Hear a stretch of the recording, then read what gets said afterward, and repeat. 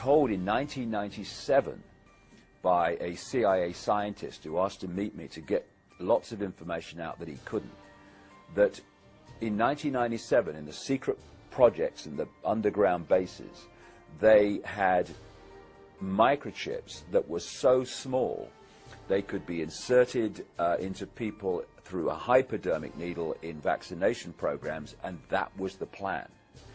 All these years later, of course, we now have a name for this technology. We call it nanotechnology, and he was saying that the plan was to use vaccination programs to insert these microchips. Then you look at other examples of this. For instance, in 1969, there was a doctor called Dr. Richard Day, who was head at the time of Planned Parenthood, which of course is a eugenics organization, which used to have eugenics in its name. And he told doctors in Philadelphia, or Pittsburgh, I think, Pittsburgh, in 1969, a series of things that he said were going to happen in the years to come to transform society and bring in this control system. And when you look at what he said, compared with what's happening now, it's extraordinarily accurate.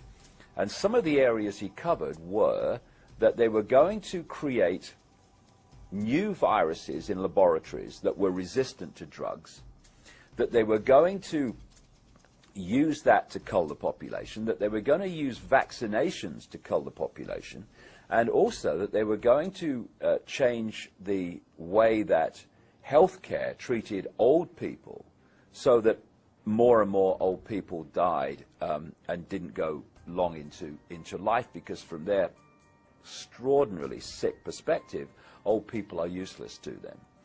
And what we're looking at now very clearly is this attempt to play that card of mass global immunization with a excuse of this manufactured virus to get access to the bodies, the body computer systems, as I would say, of almost everyone on the planet. And they're not doing that because they want to protect people from anything. Crikey, the force that's saying be vaccinated is the force that created the virus which they're saying be vaccinated against.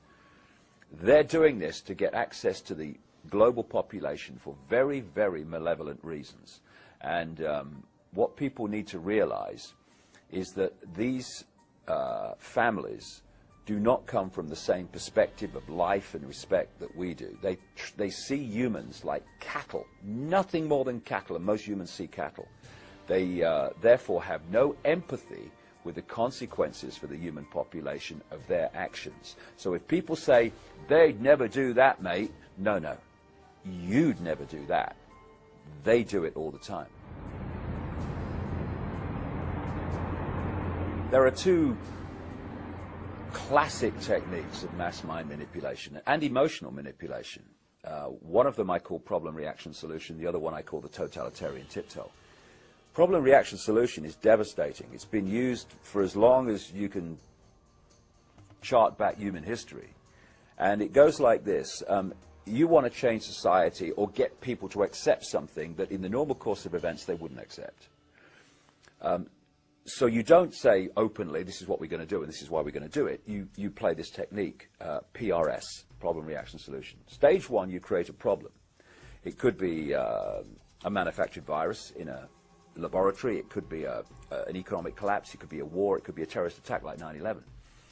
You then, through a pathetic, unquestioning media, which at ownership level and lower levels too you control, you get through the media, you tell the people the version of that problem that you want them to believe, i.e.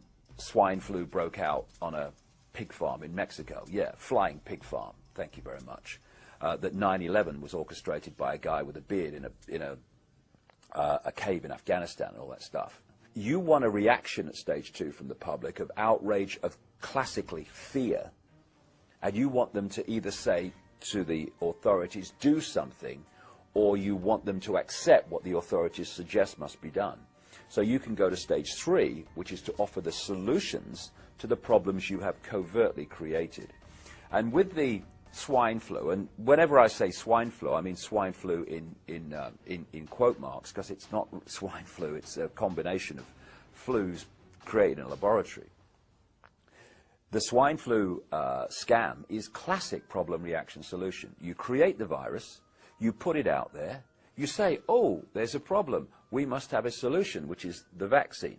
And of course, you then find that the patents for the vaccine were applied for before the virus was put out, and people started to get the consequences of it.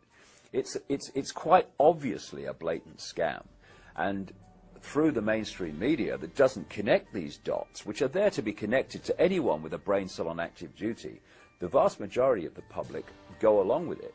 But what's really encouraging at this point where I speak is the number of people who are saying no to this, and their backbones need to stay stiff when the pressure comes on more and more to accept it, to say no and keep saying no, because this vaccination program is a key fundamental brick, plank, whatever you want to call it, within this whole agenda.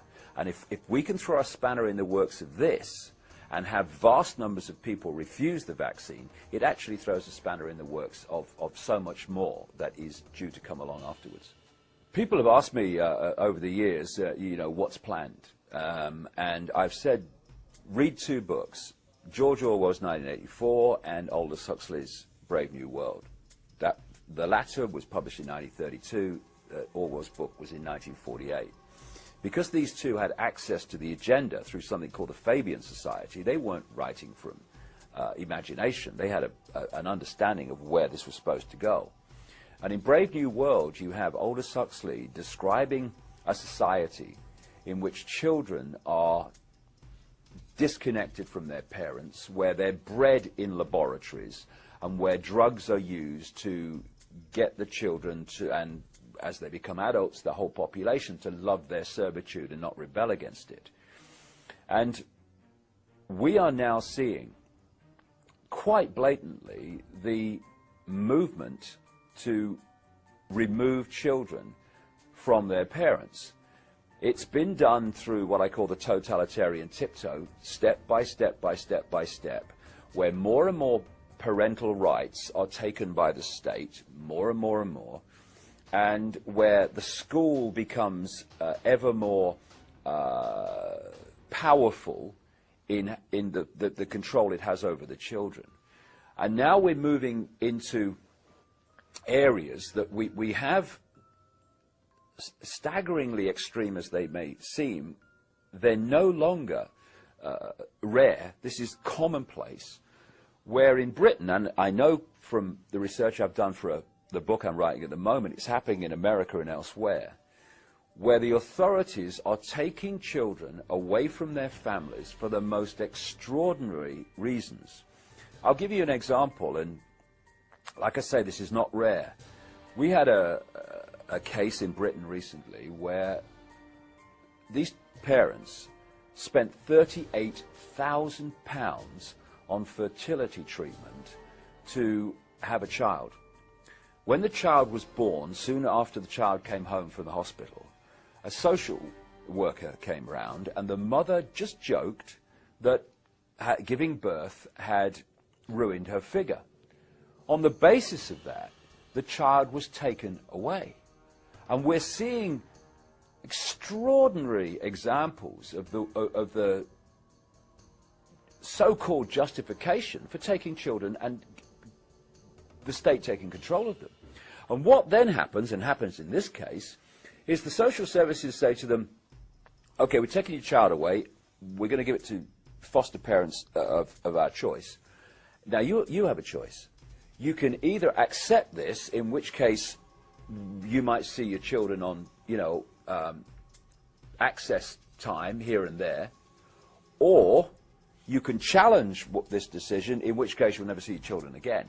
And the decisions are then made in secret family courts, which are not allowed to be reported by the media, where a single judge is making the decisions. And, you know, if you describe this society to people a few years ago, you'd say, you've got to be talking about China, mate, ain't you? no, this is America, this is Britain, this is Europe, this is the so-called civilized world that it's happening in. And it's not the end of it, it's just the latest step in the tiptoe towards total state control of children. And that's what they want. And we either put a line in the sand now or regret it not too far in the future.